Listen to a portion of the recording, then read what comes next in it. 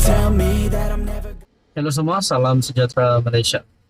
Saudara-saudara yang amat dihormati, sudah pasti sebelum ini kita dengar ada gesaan kepada Anwar untuk letak jawatan, ada gesaan kepada Anwar untuk membubarkan parlimen. Ada yang kata Anwar Ibrahim tidak mengotakkan janji, ada yang kata Anwar Ibrahim tidak layak menjadi Perdana Menteri. Namun saudara-saudara, aku nak tanya sikit, adakah mereka-mereka ini yang berkata Anwar tak layak untuk menjadi Perdana Menteri, yang perlu membubarkan parlimen dengan segera? Adakah sebenarnya mereka itu layak untuk memegang jawatan Perdana Menteri? Aku nak tanya, rasa-rasanya siapa yang boleh gantikan Anwar dalam masa yang terdekat ini? Saudara-saudara, ini satu tulisan ataupun satu perkongsian daripada Malaysia Kini bertarik 2 Oktober. Surat, inilah masa terbaik untuk reformasi institusi. Krisis politik pasca PRU14 pada 2018 dan pandemik COVID-19 telah meninggalkan kesan mendalam terhadap ekonomi dan kestabilan politik Malaysia. Selepas PRU14, perubahan besar dalam landscape politik Malaysia menyaksikan kejatuhan kerajaan melalui langkah Sheraton yang menyebabkan ketidaktentuan politik berlarutan. Perubahan kepimpinan yang berlaku beberapa kali dalam tempoh singkat ini melemahkan kestabilan kerajaan dan menyukarkan usaha. Perubahan kepimpinan yang berlaku beberapa kali dalam tempoh singkat melemahkan kestabilan kerajaan dan menyukarkan usaha untuk melaksanakan dasar-dasar pemulihan ekonomi yang berkesan. Pada masa yang sama, pandemik COVID-19 melumpuhkan ekonomi global, termasuk Malaysia, dan menekan sistem kesihatan awam negara.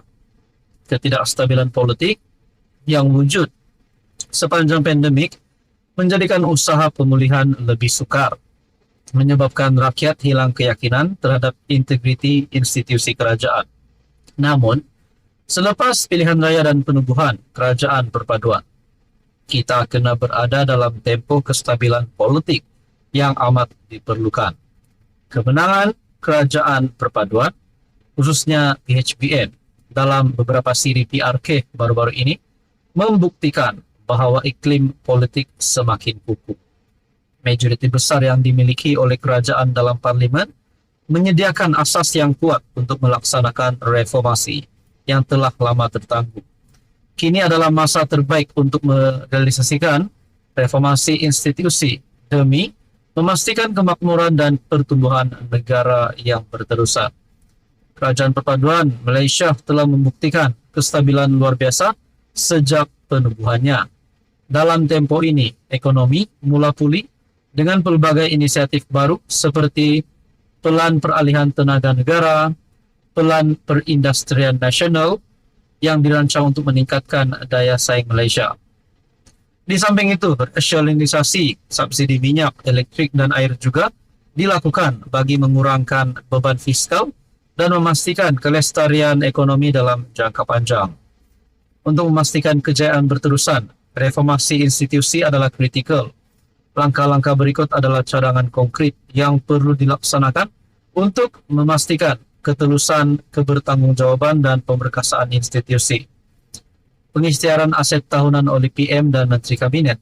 Tindakan ini akan meningkatkan ketelusan dan mencegah konflik kepentingan dalam kalangan pemimpin. Had penggal perkhidmatan Perdana Menteri dan Menteri Besar Ketua Menteri. Pengasingan kuasa antara Perdana Menteri dan Menteri Kewangan, pemerkasaan SPRM Suruhanjaya Pencegahan Rasuah Malaysia.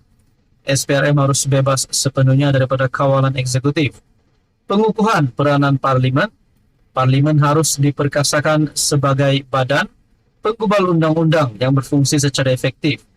Penyamakan semula proses pelantikan jawatan tinggi awam, reformasi sistem pilihan raya, pengawalan dana politik, reformasi dalam sistem kehakiman. Dengan melaksanakan reformasi ini, Malaysia bukan saja dapat memulihkan keyakinan pelabur asing, tetapi juga mengukuhkan integriti dan daya tahan institusi negara. Inilah masa untuk bertindak, dan reformasi institusi harus menjadi keutamaan tertinggi kerajaan perpaduan dalam usaha memimpin Malaysia ke arah masa depan yang lebih makmur. Tan Wei Siang ialah alumni Parlimen Digital Malaysia P050 Jelutong dan Dewan Muda Malaysia P122 Seputih. Saudara-saudara yang menghormati, adakah dengan ini Anwar Ibrahim akan terus menjadi PM selama berpenggal-penggal lagi? Ini maknanya selamat tinggal kepada musuh politik Anwar Ibrahim. Halo semua, salam sejahtera Malaysia. Selamat datang ke channel Fels Lifestyle. Tuan dan Bapak yang amat dihormati. Ini satu pendedahan dana RM 2,6 bilion yang bagi saya pasti mengejutkan mana-mana pemimpin politik di negara ini, termasuk Anwar Ibrahim sebagai Perdana Menteri, termasuk seluruh menteri kabinet, termasuk kepimpinan daripada pembangkang. Ini pendedahan berkaitan dengan Menteri Ekonomi. Dalam satu tajuk daripada Harapan Daily, Rafizi kantoikan Lim Sian Si isu RM 2,6 bilion. Persoalannya, adakah dana ini ditemuikan ataupun dana ini yang dicurikan? Nah, kita pun tak tahu. Dalam tulisan ini ataupun perkongsian ini, Sian Si, punchline akhir Rafizi Ramli mengkantoikannya. Dia yang buka cerita LHDN, lembaga hasil dalam negeri, patut berlaku adil kerana RM 2,6 bilion itu sudah dipulangkan. Jadi kenapa kena cukai juga? Mulanya dia bagi gambaran RM 2,6 bilion itu pinjaman. Rafizi tanya, kalau pinjaman mana surat perjanjiannya? Tapi lepas itu dia kata bukan pinjaman. Baik, tak pala. Dia kata itu memang derma Arab. Tapi Rafizi kata kalau derma dan tak dapat pelepasan dari LHDN, memanglah kena bayar cukai.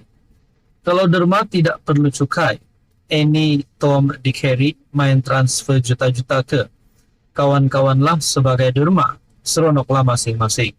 Namun itu sebenarnya pengubahan wang haram. Jadi memang patutlah LHDN minta bayaran cukai itu. Sudah terkantoi diri sendiri apabila sendiri buka cerita pasal ketidakadilan LHDN.